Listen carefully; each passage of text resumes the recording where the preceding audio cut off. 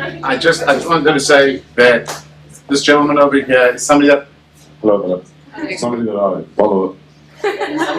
Somebody that I follow myself on Facebook, and I always like his love of Am Yisrael and his intense love of Am Yisrael, and his willingness to put everything out there for the Jewish people, Eretz Yisrael. He currently is fighting. He's currently a soldier he's a reservist. His son right now is in Gaza. I hope I'm not taking too much of your material. But this is something that I really like. And it's funny because I reached out to him.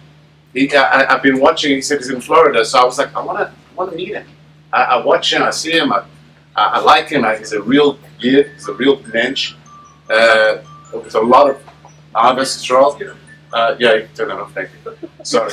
And I want to meet him and talk to him. And then while I was meeting him and talking to him, we were having a meeting about just trying to meet each other and see how we could bring more beauty to the world and truth to the world. And I just thought of Yotze Or. And I called up my sister, Mrs. B, and I said, hey, I've got a great person here. Do you want to have a surprise guest speaker? And Yotze Or is always like ready to jump in and say, okay, what's it about? Actually, Mrs. B said, if you like him, I like him. And then she went and did a half an hour research and said we can come. Okay, so without further ado, the holy Yid Avi Avalon, I'm very honored to now be personal friends with, not just Facebook friends.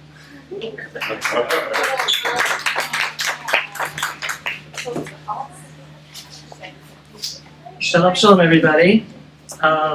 So, always remember, everything from HaKadosh Baruch Hu. Everything always is from HaKadosh Baruch Hu. Right now I'm supposed to be in Panama City, Florida. But without getting into the long story short, I'm here. Something got screwed up with the flight. And I'm supposed to be here. Right? So it is wonderful being here. Thank you so much, Shane, for reaching out. And the power of reaching out is I didn't know Shane 3 hours ago. And here I'm speaking at his sister's school. So you never know where HaKadosh Baruch Hu is taking you. And don't be shy, don't be afraid. HaKadosh Baruch Hu leads, jump and follow the way and make something of it. And thank you very much, Nitza, for inviting me on such a short notice without knowing anything about me. So I hope after this you'll invite me back and tell everyone else to invite me as well. Very, very short introduction about myself, and then I'll tell you what I'm here to talk to you about, Israel and the war going on right now. I think you can imagine I was born in America. I wasn't born in Israel. I grew up in New York City. Made Aliyah, Baruch Hashem, when I was 16 years old. Served in the Israeli army, went to yeshiva, got married, lived back in New York for a number of years with my wife because she was in the middle of her studies. Baruch Hashem, we both returned to Israel with our firstborn son. That was 21 years ago. We now are the proud parents of 4 boys. We live in the town of Efrat, in Harei Yehuda, and in Judean Hills, just a little outside of Yerushalayim. And just last Tuesday, I was in my IDF uniform patrolling the Judean Hills, part of the call-up, the reserves for the war, in addition to the 300,000 plus Israeli men out on the front lines all over the country.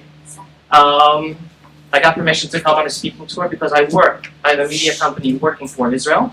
I understand this is a Torah and arts type of high school. I produced a movie, even though I'm an organizational psychologist and never thought I'd ever make a movie in my life. But I produced a movie about the Gaza Strip, the last youth basketball tournament that took place in the Gaza Strip. We'd love to come back one day and screen it and speak to you, because I used to do that. I'm going to take you back to Simchat Torah, to October 7th, and from there to today. I'm not just going to share with you some of the bad news, because there's a lot of bad news. I also want to share with you the positive.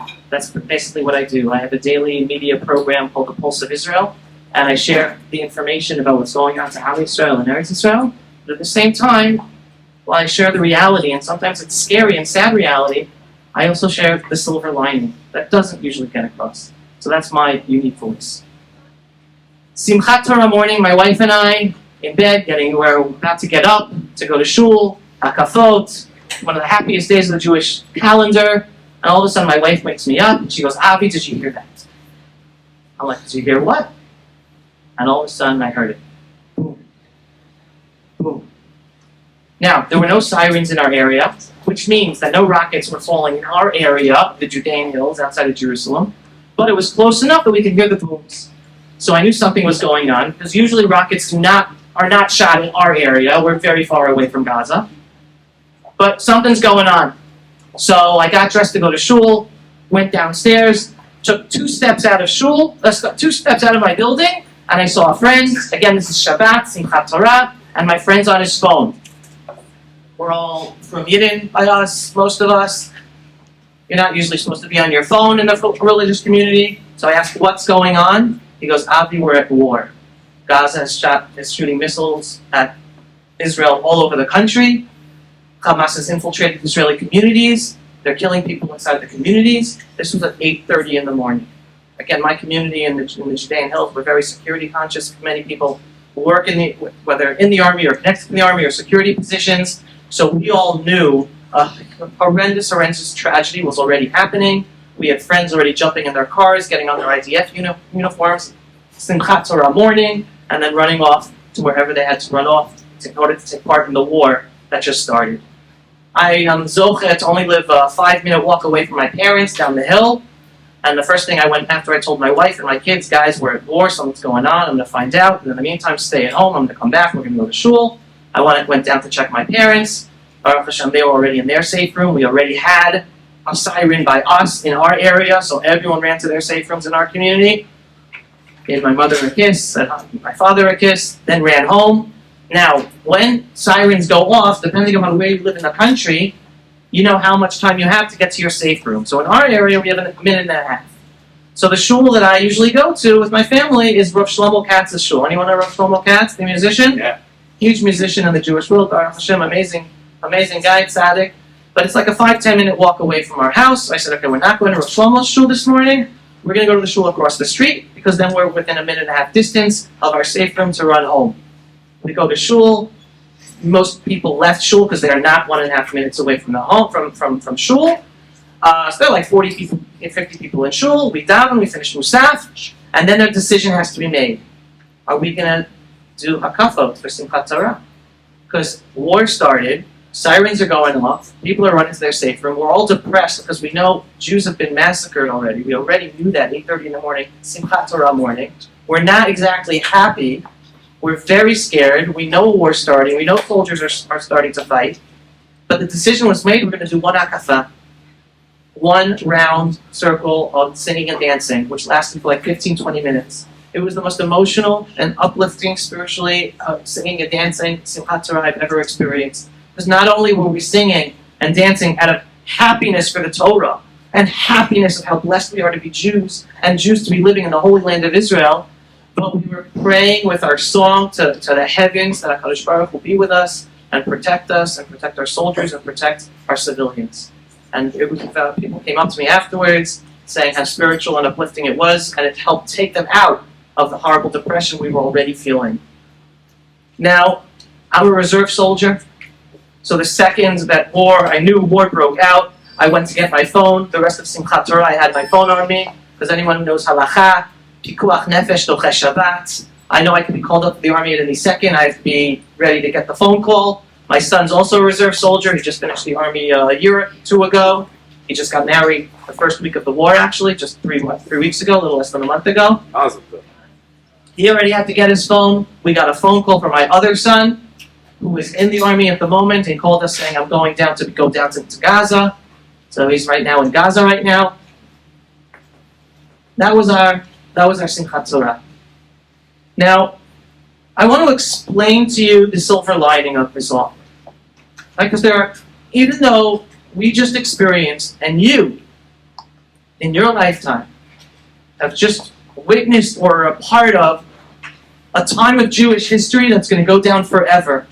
Just like the story of Purim that we celebrate today, just like the story of Hanukkah that we celebrate today, just like we commemorate and mourn the destruction of both temples on Shivas HaB'Tammuz and then Tisha B'Av, this Simchat Torah is going to be remembered forever. By your children, by your grandchildren, by your great-great-great-great-great-great-great-grandchildren. And the first request I have of all of you is on Shabbat, when you see the little prayer of Av HaRachamim. Does anyone here know what Av HaRachamim is said for? Av HaRachamim is the beginning of Musaf. Does anyone know what it refers to when we say Av HaRachamim? Anyone? Alright. What? Well, it's talking to God as if he's a father, but it's a prayer to God where we're praying on commemoration of all the calamities and all the tragedies of all the Jews who were killed for being Jews, who were killed al Kiddush Hashem for being Jews.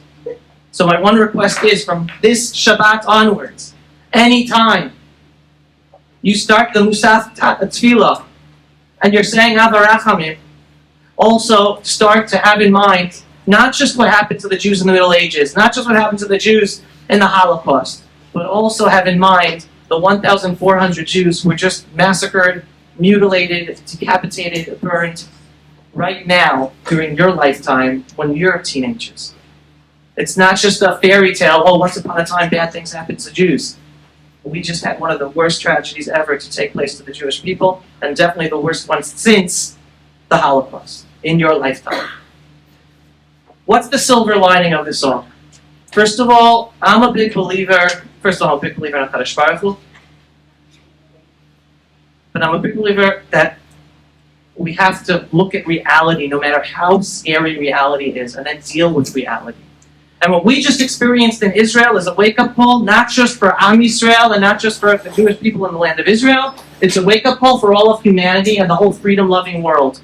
Because until October 7th, many Jews, many Israelis, many people around the world thought, oh, yeah, we can have peace with the Arab Muslims who live near us. Oh, you just give them money, you just give them jobs, everything will be fine. All right, they don't have a state, but life will be fine. Guess what? The Jewish people woke up, at least most of us have woken up to realize we're living with barbarians.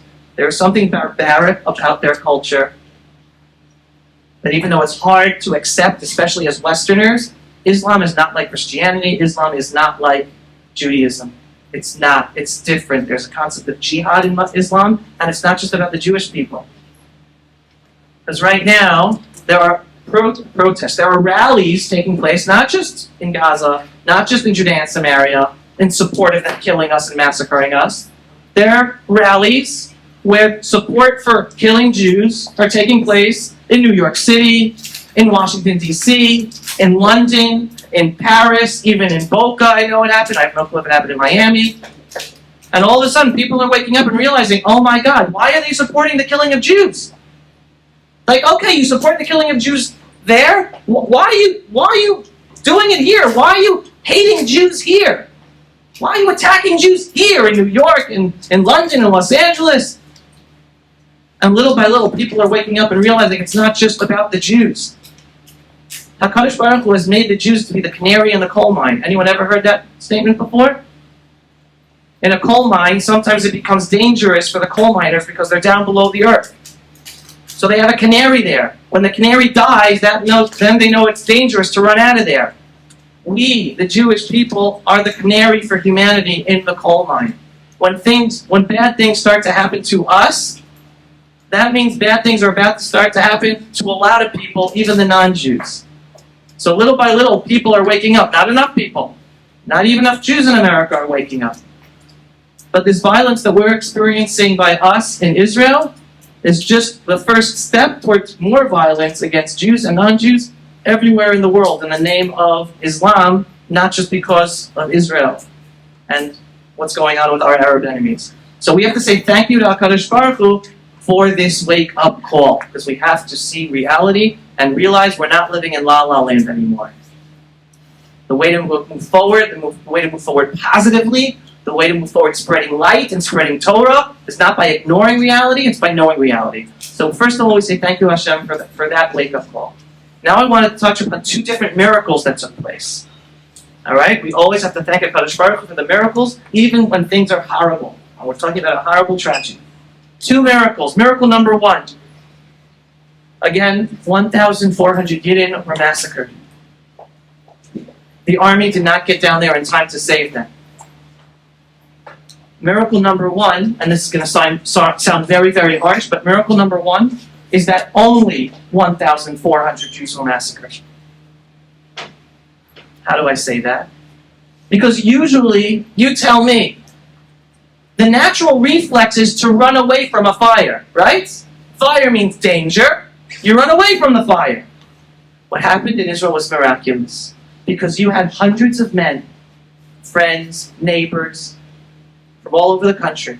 Some who picked up their guns, some who ran to their cars without guns, and drove down south and fought the Hamas terrorists and stopped them from the massacre they were doing. They had no commanders telling them what to do. They weren't sent there by the army. They weren't there with big units. There were hundreds of individuals who on their own ran into the fire and saved the lives of thousands and thousands and thousands of other Jews. Because if those proud Jews in Israel today would have not done that, tens of thousands of Jews would have been massacred until the army came. So that's miracle number one, and it's also something to be proud of, each and every one of you, to internalize seriously that you live in a generation where we have proud Jews who are living in their homeland, willing to risk their lives and save Am Yisrael, and save another Jewish life. Even though it's very, very dangerous. Not something to take for granted. That's miracle number one. Now I want to give you miracle number two. And again, this is something we have to say thank you to HaKadosh Baruch Hu, and I don't think this has been reported too much in the news here in America, or even in the American Jewish community. So you might be one of the first to hear this, as opposed to all the other speaking engagements I've done until now here in South Florida. This attack was planned by Iran and Russia, Russia, China, no clue, but definitely Iran. The original plan, and this was, and this isn't Avi Abelo speaking, a Middle East expert, someone I interview and talk to all the time. He said this in Israel, and other intelligence agencies have corroborated as well. Iran had a plan that Israel was supposed to be attacked by Iran, by their military in Iraq, by their military forces in Syria, by their military forces in Lebanon, Hezbollah, and by Hamas. Do you know what would have happened to the Jewish land of Israel had that attack happened? Wiped out. I probably would not be standing here today. The miracle is, and this is a huge miracle, only Hamas attacked without coordinating with Iran. So even though we experienced the greatest tragedy in our lifetimes, and the greatest tragedy of the Jewish people since the Holocaust, the fact that only Hamas attacked without the whole plan as it was planned is a huge miracle. Because now, the Jewish people in the land of Israel, the government, the army, were now prepared so that that Iranian plan, that Iranian coordinated plan, can never happen. So yes, we've paid a huge, huge price right now. But we're at least prepared to stop the greater, more destructive plan. And again, even though we have to focus and understand what we're experiencing and the sadness, we have to be thankful to HaKadosh Baruch Hu for the miracles. And on top of that, there's so many little miracles. So many little miracles. And I just want to focus on some of the other positive for a second. First, I'll give you the perspective of Gaza. All right? My son, as I told you, is in Gaza right now, but B'ezrat Hashem, we should come out, him and his forces and everyone else, safe as soon as possible. B'ezrat Hashem. I served in Gaza back in 1993. My unit was actually the last unit in Gaza City. It's a little before your time, but unfortunately, when the peace process, called the Oslo peace process, began in 1993, the first step of that peace process was taking the IDF out of all of Gaza cities and out of Jericho. I was the last unit in Gaza City, and we packed up the base and went out. Do you know what the most dangerous thing was for us when we were patrolling the streets of Gaza City back in 1993? Rocks. Rock stabbings. That was it. That was the worst we experienced in 1993. And with that, we started the Oslo peace process. Back in 1993, I was protesting against the Oslo peace process because I was saying back then, this isn't going to bring peace. This is going to bring war. This is going to bring terror. You do not give weapons to an enemy that has been killing you for tens of years and teaches its children to kill you and destroy the Jewish state of Israel. That's not going to bring peace. At that same time, I served up in Lebanon. I served in Judea and Samaria.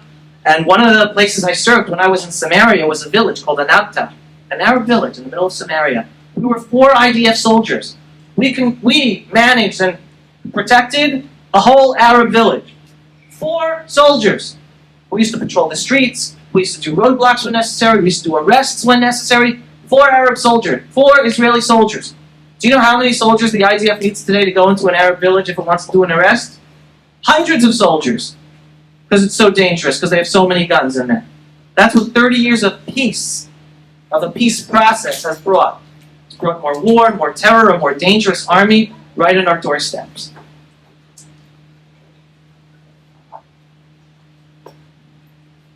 So the one thing that's very, very important to understand is now in your lifetime, and I imagine your teachers or administration might be talking about this a little, maybe not.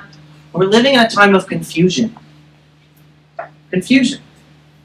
Values are confused, sexes are confused, everything's confusing. There's no black and white anything. Anything goes. Right? I'm not going to go there. I have no clue what your school teaches. I'm not even going to go there. But I will tell you this. What happened to the Jewish people on October 7th has made something very clear. Evil. I think everyone should be able to accept that massacring innocent women, children, babies, killing them in horrific ways, taking grandmothers as hostages, taking babies as hostages, kidnapping them. I think everyone should be able to agree that that is evil. So a line has been made in the sand for humanity. Everyone has to decide which side of the sand are they on. Are they on the side that accepts, yes, that's evil, we have to eradicate evil. There's no tolerance of evil. Or not. So I like to say there are 3 categories of people today after October 7th of what happened to us. The first category is those of us who acknowledge, oh my God, that is evil. We must eradicate evil. We must support the Jewish people to get rid of that evil. That evil can't exist anymore. That's evil. You cannot tolerate evil. If you allow evil to tolerate evil, then it will continue and pop up somewhere else. And other people will be affected by that evil. Be kidnapped, be killed, etc., etc. Evil can't be tolerated. That's category number 1. Then we have category number 2. Category number 2 are the people who are rallying in support of Jews being killed. Not only are they they're not saying bad things about the evil, they're supporting the evil. They want the evil to continue. They support Jews being attacked and Jews being killed. And they're in the streets of America right now rallying in support of that. Calling for a ceasefire basically means you tolerate evil. You want to allow Jews to be attacked again tomorrow. That's what a ceasefire means. It means you don't understand that in order to ensure that people are not attacked or killed or kidnapped again, we have to get rid of it and stop it. No ceasefire. People saying ceasefire, ceasefire, think they're good people. They're not good people. They think they're good people. But they're allowing for this evil to continue. That's the second group. But believe it or not, it's the third group that's the most dangerous. The third group of people who say, you want to know something? Yes, that's evil, but we don't really support ending it. They're the most dangerous. Because on the one hand, there's a saying in Hebrew, echad balev, echad b'peh. One thing comes out of your mouth, but one thing is really inside your heart. Because those people are saying, okay, we're giving you lip service. Yeah, we support you getting rid of evil, but no, we're not going to let you get rid of evil. And they basically allow the perpetration of that evil to continue. So that's what we're living through today. So I want to end with 3 little stories, because I only have a few more minutes. Story number 1. There's a program in the Israeli army called Nativ. And it's a fascinating program, because Israel has a lot of Jews who made Aliyah from Russia or Ukraine or maybe other countries, and they're not Jewish according to Jewish law. And they might want to convert to be Jews living in the Jewish state of Israel. So while they're in the army, they can convert. And they start learning Torah and learning about Judaism, and then they can convert. It's a program called Nativ. And part of the program is spending a Shabbat in a community of religious people where they can experience Shabbat and what it's like to live and experience Shabbat with a religious family. So we always host these soldiers, and they're usually Russian or Ukrainian. So we go around the table on Friday night dinner. What's your name? Maxim, Igor, all these different names. So once we had a soldier at the table, and what's his name? Muhammad. Whoa, what are we doing with Muhammad at the Shabbat table? I'm like, Muhammad, where are you from? So I expected Muhammad to say from Jaffa, from Akko, from Haifa, an Israeli city or town. What does he say? I'm from Gaza. I'm like, whoa. I have a Muslim from Gaza sitting at my Shabbat table, serving as an IDF soldier wanting to convert to be a Jew. What's your story, Muhammad? This doesn't make sense. And he told me the following. His father worked for the Palestinian Authority in Gaza. In the year 2007, Hamas had a military coup and basically started killing the officials of the Palestinian Authority, literally throwing them off the roofs. Muhammad's father's life was in danger. Muhammad understood that Hamas was danger, and he started helping Israel to go after Hamas targets in Gaza. Now his father's life was even in more danger, and everyone in the family was in danger. So the Jewish state of Israel, understanding the situation of Muhammad's father and the danger that they were in, secretly smuggled Muhammad, his father, his mother, and his 3 brothers all into Israel, gave them Israeli security, and gave them a new life in Israel as Israeli citizens. I said, that's a wonderful story, Muhammad, but why are you serving the IDF? He goes, you don't understand. I was taught all my life in Gaza by my Muslim teachers that Jews are evil, that Jews want to kill us. At the end of the day, it was the Jews who saved my life and the life of my family, and it was my Muslim brothers and cousins who killed us, and were killing all the people and wanted to kill me and my family. So I want to, as a thank you to the Jewish state of Israel, I want to serve in the IDF. I'm like, that's amazing, Muhammad. Why are you converting to be a Jew? It's not easy to be a Jew. You can be a good Israeli citizen and thankful to the Jewish state of Israel without converting. He goes, no, you don't understand. I was taught all my life that according to Islam, that Jews are evil and Jews want to kill us. And here I found out that all my life I was taught by Islam to want to kill Jews. And here we sanctify death. And it's the Jewish people and the Torah that's about sanctifying life. I want to be a Jew. That one little story tells the whole story of the Middle East that you need to know in order to understand the truth. Because it's the Jewish state of Israel that wants to live. It's the Jewish state of Israel that gives the best life to every single citizen in Israel as possible. And unfortunately, it's the Arab Muslim world that doesn't do. There are hardly any Jews living in the Arab Muslim world today. And they don't just do bad things to Jews, they do bad things even to fellow Muslims.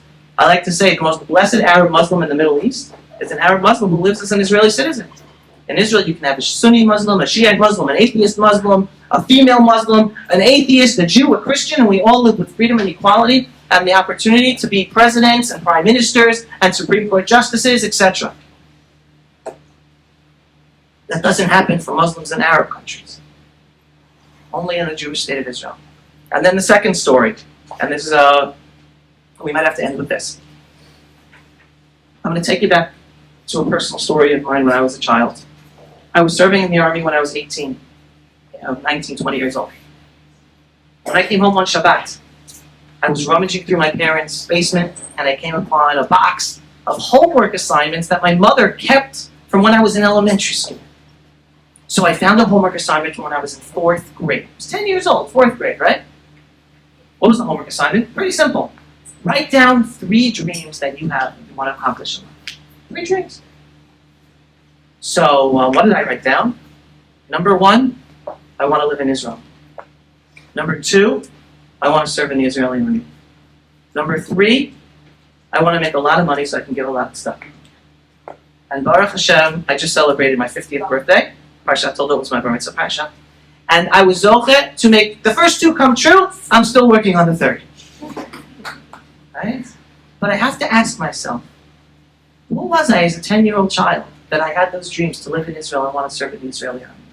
And part of the reason is because I was blessed to grow up in a generation where we didn't have screens. Because I spent all my time reading books. I didn't waste my time on screens and social media.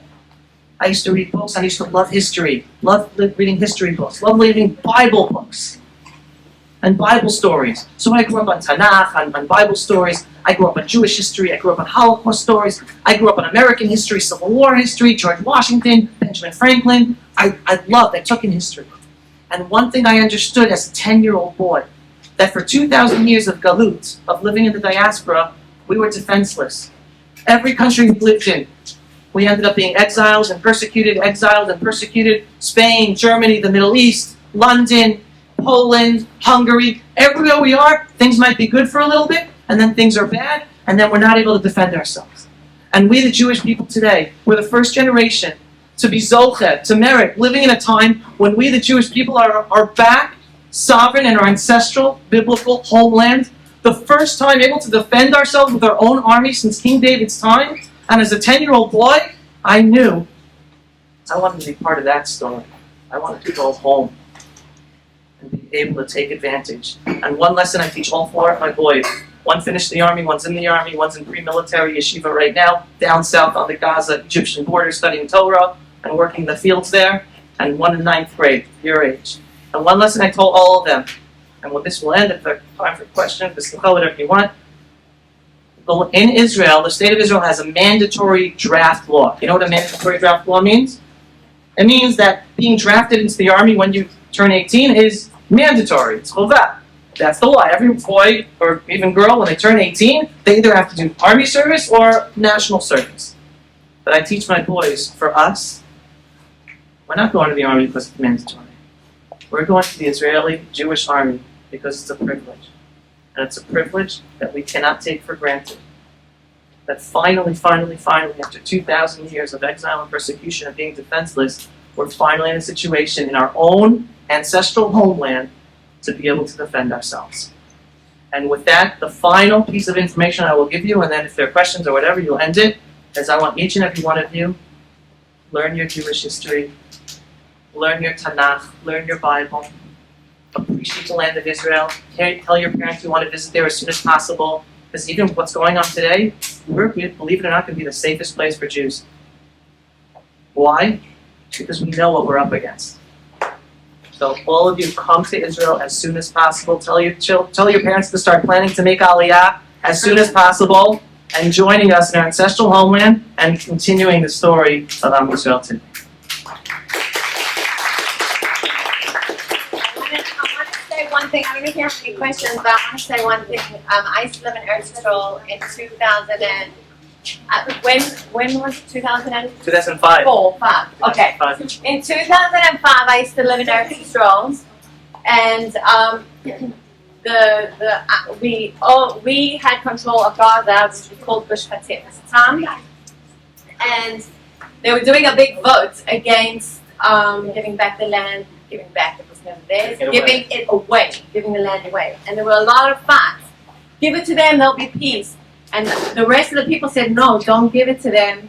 They're going to use it to plant rockets.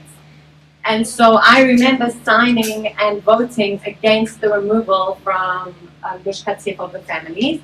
And on our way down here, we were talking, and he was saying he was one of those families that lived in Gush Katif at the time. Well, I went there to help the families. Oh, you went there. I was there the I last thought month. you lived there. Oh. No, but if I can give another anecdote, some people like to say that Gaza doesn't please the Jewish people.